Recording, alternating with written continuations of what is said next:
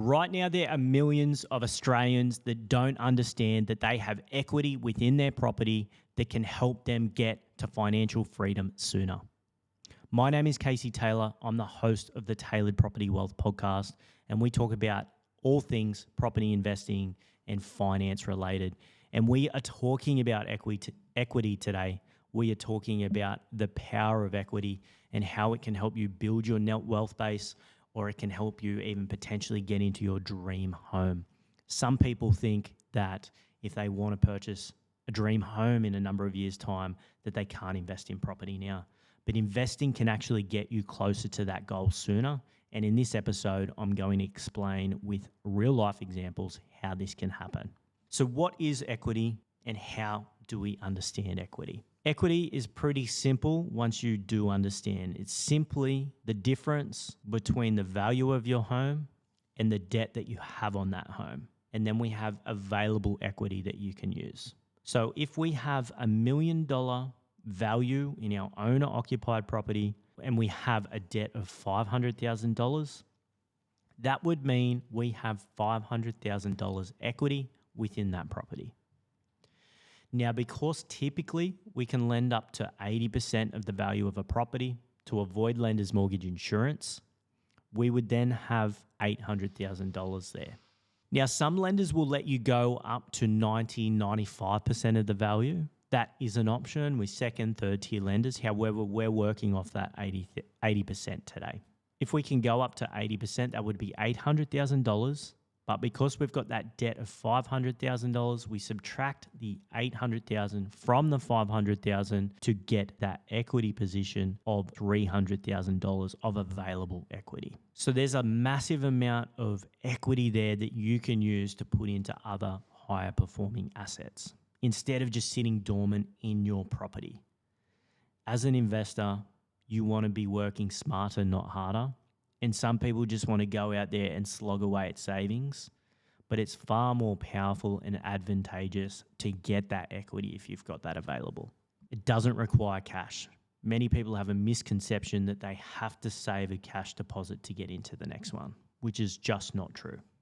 Now, why does putting your equity to work matter? There are a number of reasons. You can be in more debt, you can be in more good debt, but still have a larger net wealth base. A lot of people think they just need to pay down their owner-occupied property. But then if that's all you've got into retirement, you're still going to rely on your super and your pension. You want to build assets outside of your owner-occupied home, outside of your super and your pension.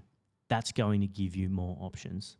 Now, you're going to get that net wealth base increase, but you're also going to start to generate rental income on that property. And over time, it won't be straight away, but over time, it will become neutrally and positively geared.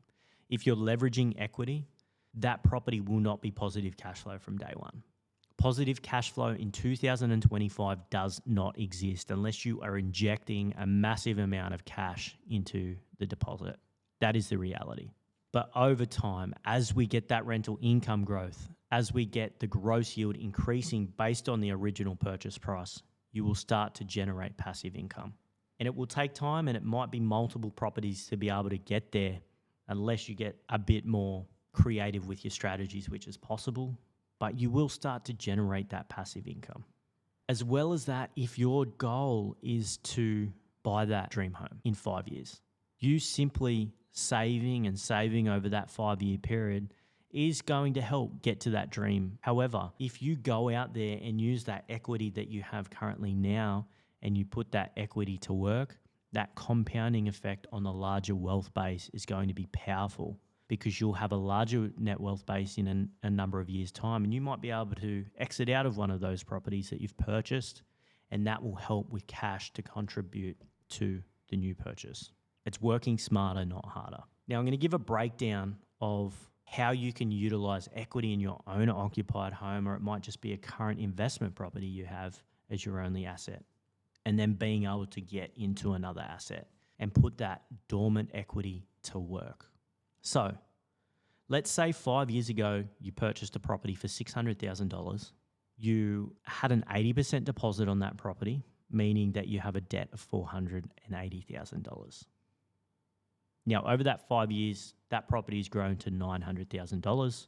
You had an interest-only loan, so you haven't paid a cent of that debt off. So your debt still remains at $480,000. Now, 80% of that $900,000 is now $720K, not that $480 when you first purchased it.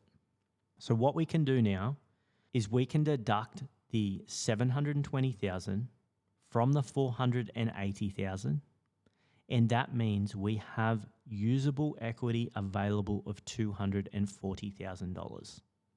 Now, that is equity we can go to a lender, utilizing a broker, and be able to extract that equity out, pending that you have the serviceability to service that increased debt. But now that usable equity we can use to put towards a deposit on another asset. Now, if we assume a $600,000 asset, which is still possible right now in November 2025, as prices continue to grow, that becomes more and more unlikely, but right now that is applicable. Now, if you use just $150,000 of that equity, which is a 20% deposit plus costs, it might come out a little bit more than that, but we're going to say $150,000. You can go out and purchase a $600,000 asset. If you have the strategy right, if you use a right professional, that property is going to perform strongly over the next couple of years. You can get 10% growth on that asset over the next couple of years. So in the first year, that property would do $60,000 growth. You'd have a value at the end of the first year at $660,000. At the end of year 2, another 10% growth is $66,000. So in just a 2-year period, you have now grown $126,000 of capital growth in that asset. 99% of people could not save that amount over the next 2 years. So this is where it's powerful to use that equity that was sitting there doing nothing and putting that to work. Now, yes, you're going to have holding costs, you're going to have maintenance, you're going to have repairs that comes out of that. But just remember as well, because we have that 240 there, and we might not use that whole amount, as a sophisticated investor, we can borrow a buffer to help absorb some of those costs as well. So it's not going to come out of your cash week to week. We're utilizing that equity to absorb some of that cash flow. And this is what we help clients with, and they don't understand that component of it. If you're sophisticated with your lending structure, you don't have to cop it out of your pocket every single week if you've got that equity there. This is the power of the compounding effect, using leverage and making sure that you're purchasing an asset that's working for you. You don't now have to go and slog out 40 hours per week to be generating that wealth. It's already happening passively in that property. Sure, you're going to have to put some time into it. Your property manager is going to manage that. You're going to automate a lot of it. There's still going to be some time involved, but it's not 40 hours per week. If you do it right, it should be an hour per week or less. That is the power of using leverage. Now, if your goal is to purchase that dream home, you now have that asset that's working for you, growing in value for you. So in 2, 3, 4 years' time, you might be able to exit out of that property or exit out of a couple if you purchased a couple, and the net wealth base left over with that property value increase, minusing the debt, that's going to be further cash you can inject into your dream home that you simply would not have had if you didn't do anything and you just sat on it and were trying to save and pay down some of that existing debt. You got to work smarter, not harder.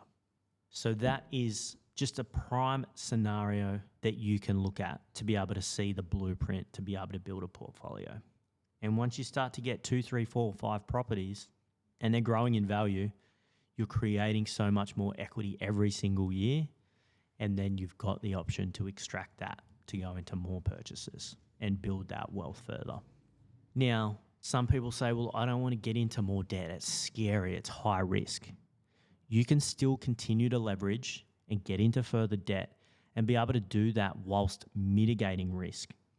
I spoke about your buffers. If you have a large amount of equity, you can structure things in a way that you have a buffer remaining to absorb some of those costs, some of those things that might come up. And it's not coming out of your pocket every single week. You don't have to sacrifice on the week to week because you're able to use some of that equity. And as the property continues to grow in value, even though you've used some of that equity just for holding costs, it will continue to increase in value. If you get that right strategy in place, you use the right professional, they're going to help you invest, lowering your risk, getting into marketplaces that are low risk or lower risk. There's always risk to everything, but lowering our risk. If you kind of stick to that 80% rule when leveraging debt, some people want to leverage higher, but that 80% is a nice safe zone. So you can, as you're building, you can look at your property portfolio holistically and have a rule that you won't extend past that 80% across the portfolio.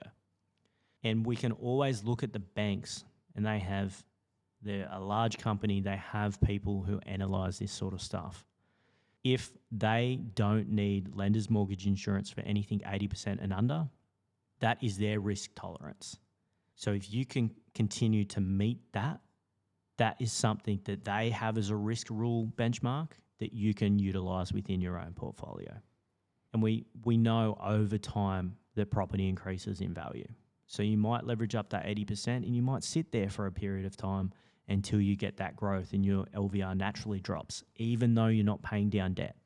So just remember, there are safe ways to leverage where it's not so scary. I hope this one's been valuable today in understanding that equity position. There's a lot of you out there, I'm sure, as a property investor that know how to use equity. You want to use equity. You are using equity. But there's also people out there that may not understand that, or they're too scared to continue to use even more equity that they've got. They might only do one property instead of two. But you want to put that to work. You want to get the finances in place to structure it in a way where it's possible. If you have those cash buffers that you extract from equity, it's going to help you with the holding costs, even if your rate's higher. It's about getting sophisticated and smart with your finances, which allows you to keep moving forward to get towards your long-term goals. If you have been waiting, sitting on the fence, but you think now you want to get into an investment property, or you know someone who might benefit from this episode, please reach out. We're happy to have a chat and see how we can help you implement some of these strategies and utilize the equity within your property and lower your risk to be able to continue to build towards your future. Hope you enjoyed this episode, and we'll see you on the next one.